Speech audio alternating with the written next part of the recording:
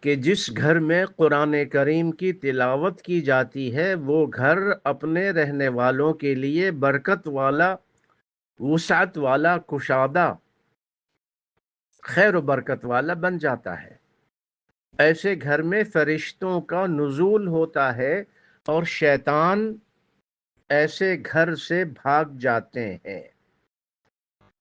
جس گھر میں قرآن کریم کی تلاوت نہیں ہوتی وہ گھر تنگ گھر بن جاتے ہیں، ان گھروں میں برکت نہیں ہوتی،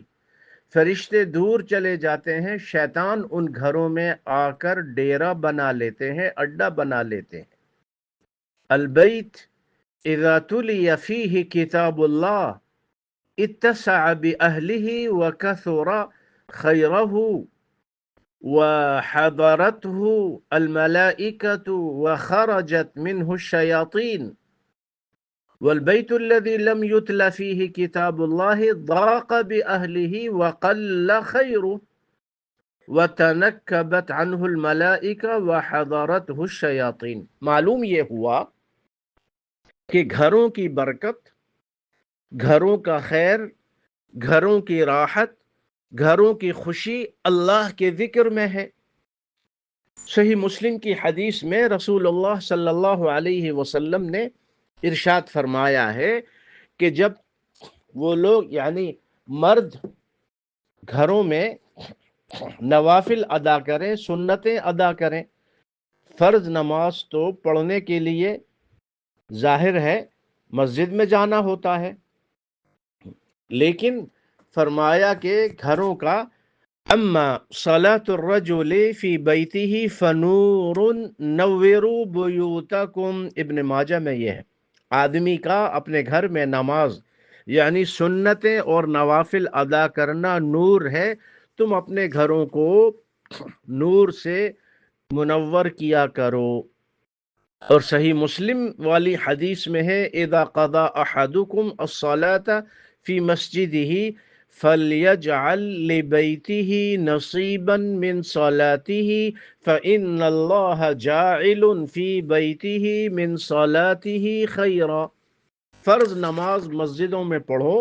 تو نفل اور سنتیں گھر میں جا کر پڑھا کرو، اس لیے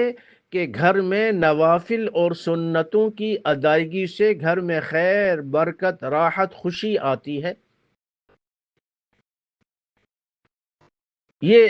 احادیث مبارکہ بتا رہی ہیں کہ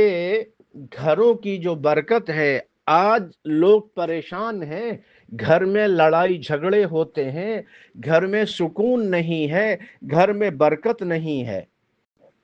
اللہ تعالیٰ نے، اللہ کے حبیب علیہ السلام نے، صحابہ نے بتا دیا، گھروں میں تلاوت کرو، قرآن کا پڑھنا پڑھانا، نوافل کا ادا کرنا۔ ہماری بہنیں، بیٹیاں، مائیں، خواتین گھروں میں نمازیں پڑھتی ہیں، یہ گھر کی برکت ہے، گھروں میں نوافل پڑھتی ہیں، یہ گھر کا نور ہے، گھروں میں قرآن کریم کی تلاوت، ذکر، اذکار، استغفار، درود شریف پڑھا جاتا ہے۔ گھر کا نور، گھر کی راحت، گھر کی خوشی، گھر کی برکت، گھر والوں کے لیے ہر کام میں، کھانے میں برکت، سونے میں برکت، اٹھنے بیٹھنے میں برکت، گھر میں رہائش اور رہنے سہن جو اوقات ہیں دن رات، اس میں برکت، قرآن کریم کی تلاوت سے، نوافل اور سنتوں کی ادائیگی سے۔ اللہ تعالی ہم سب کو، ہمارے بیوی بچوں، گھر والوں کو گھروں میں تلاوت قرآن کریم اور نوافل کی اور نمازوں کی ادائیگی کی توفیق نصیب فرمائے، آمین۔